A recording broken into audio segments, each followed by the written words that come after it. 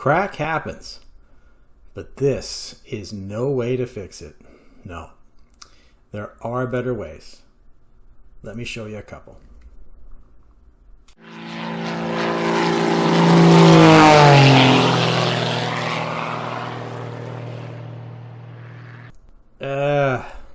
Look at that. Well, on the good side, I'm seeing less and less of these gap issues in the most modern kits, but I don't think this problem will ever go away completely.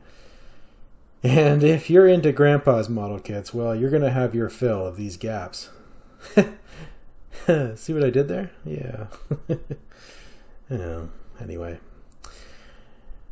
I have this lovely gap on an early 2000s Edward kit, and traditionally the treatment has always been to choke it out and smother it with just gobs of putty, and then spend all your time taking 98% of the putty off and hope that some of the detail is preserved.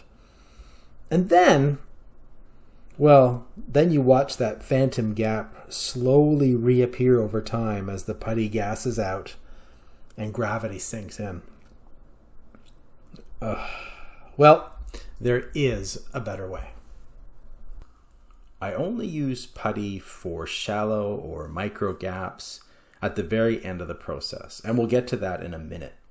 But for these bigger gaps, I start by filling them with styrene sheet.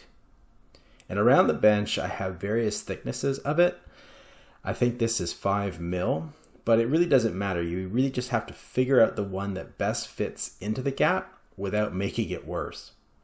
And as you can see, this gap tapers at one end, and I'm going to have to fill it as best I can, knowing I'll have to address that tapered end in a bit. The reason why I prefer this method is because the styrene will plug the gap, it won't ever shrink, and it's very easy to cut down and sand smooth without destroying all of the detail around it. As well, if there is some rescribing required, styrene is essentially the same material as the kit plastic, so it'll scribe the same way, whereas putty tends to flake and break as you try to rescribe over it. After cutting down this shim, I use various sanding sticks to shape it down and make the surface smooth. I'm taking my time, and as I get closer to the surface, I switch to a higher grit, again with the idea being to preserve all the detail around it. And as you can see, I'm not destroying that beautiful rivet detail, and I'm blending the shim right down with the surface of the cowl. Once I'm satisfied with my plastic sanding, I can then address the small bits of gap where the plastic did not fit, so that tapered part and the one at the back. And yes, I am using a putty, but this putty will not be sanded. I use a Vallejo plastic putty. It fills those smaller gaps, and it's extremely easy to use. So after squirting a little of this putty directly into the gap, I take a moistened Q-tip and I brush away the excess. And I do this right away while the putty is still not set, it's still wet. This leaves the putty in the gap exactly where it's supposed to be and no painful sanding. And in this case, I got a nice clean result right off the bat.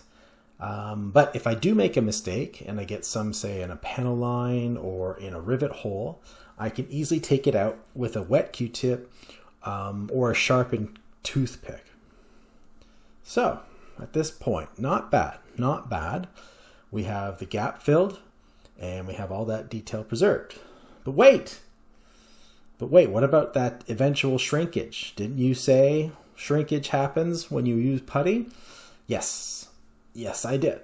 And we have one final step towards getting gap-free happiness. All right.